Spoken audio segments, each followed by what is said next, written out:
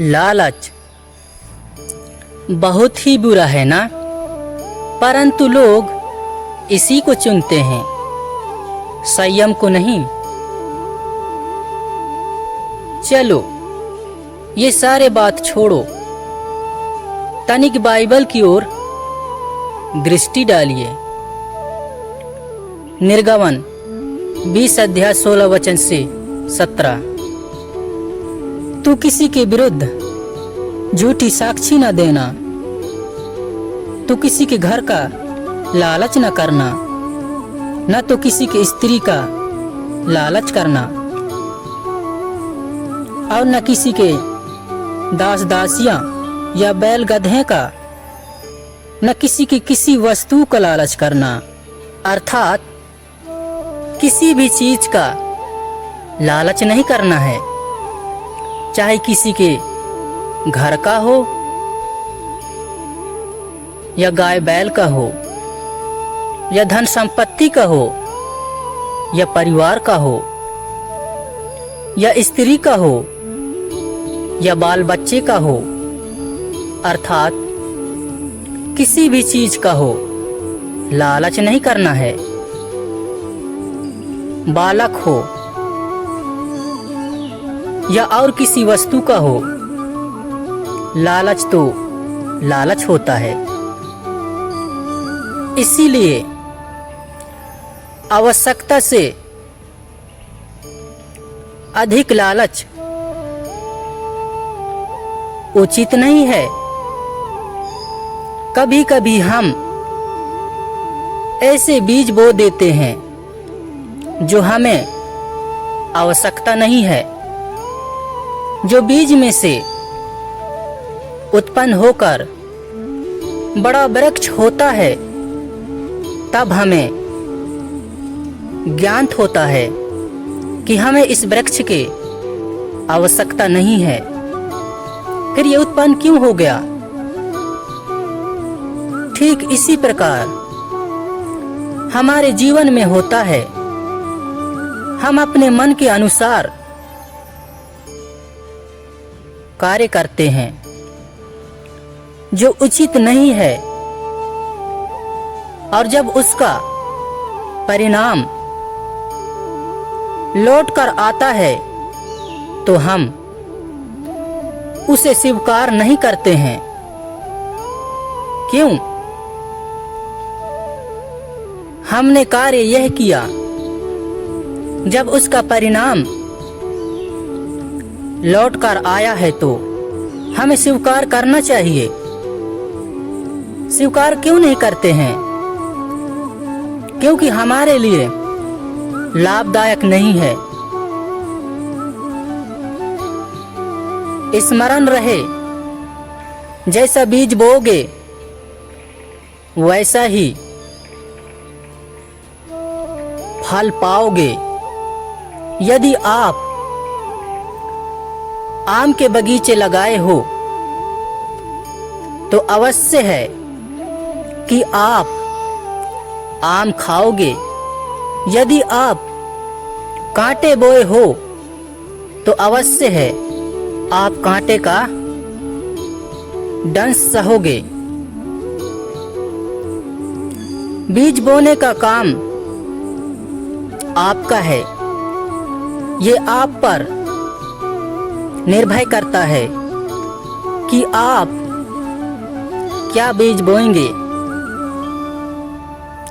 सोच समझकर बोइएगा, क्योंकि इसका फल हम ही को खाना है। क्योंकि शकेम बीज बोते समय यही भूल की थी और उसके फल पूरे परिवार को खानी पड़ी। चलिए तनिक बाइबल की ओर दृष्टि डालते हैं। उत्पत्ति 34 अध्याय 1 वचन से 7। एक दिन लिया की बेटी दीना, जो याकूब से उत्पन्न हुई थी, उस देश की लड़कियों से भेंट करने को निकली। प्रधान हितबी मोर के पुत्र शकेम ने उसे देखा और उससे ले जाकर उसके साथ कुकर्म करके उसको भ्रष्ट कर डाला। तब उसका मन याकूब की बेटी दीना से लग गया और उसने उस कन्या से प्रेम की बातें की और उससे प्रेम करने लगा। अतः शकेम ने अपने पिता हमोर से कहा, मुझे इस लड़की को मेरी पत्नी होने के लिए दिला दे। और याकूब ने सुना कि शकेम ने मेरी बेटी दीना को अशुद्ध कर डाला है, पर उसके पुत्र उस समय पशुओं के संग मैदान में थे, इसलिए वे उनके आने तक चुप रहा। तब शकेम का पिता हमोर निकलकर याकूब से बातचीत करने के लिए उसके पास गए। याकूब के पुत्र यह सुनते ही मैदान से बहुत उदास और क्रोधित होकर आए, क्योंकि शकेम ने याकूब के बेटी के साथ कुकर्म करके इस्राएल के घराने से मूर्खता का ऐसा काम किया था जिसका करना अनुचित था, अर्थात उचित नहीं था। ऐसा करना गलत था, परंतु वे लोग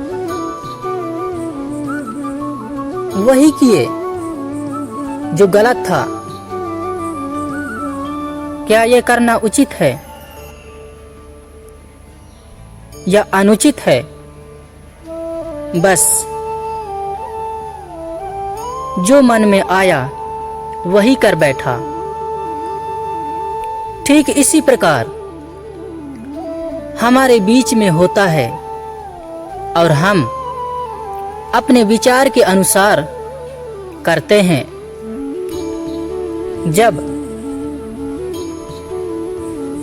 जहां भलाई होना चाहिए वहां बुरा होता है, तब ईश्वर को दोष लगाते हैं और हम कहते हैं, हे प्रभु, आपने दिया ही था तो हमें स्वादिष्ट फल देता, पर आपने हमें कांटे क्यों दिया है, अर्थात हमें दुख क्यों दिया है?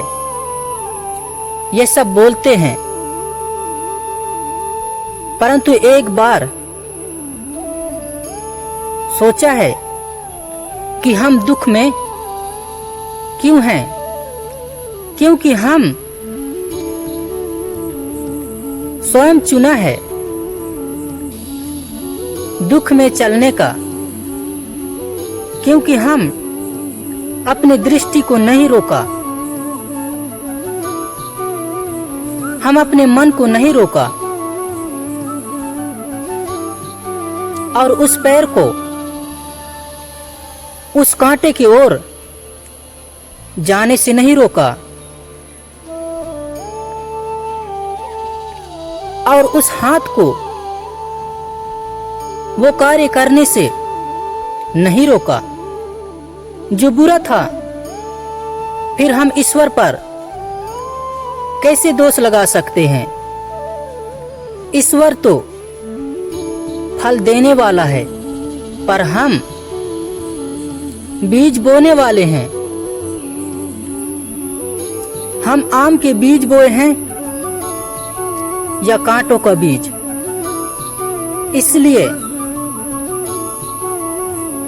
हमें अधिकार नहीं है कि हम ईश्वर पर दोष लगाएं। इसीलिए हमें विशेषकर ध्यान देना आवश्यक है कि हम आम का बीज बो रहे हैं या कांटे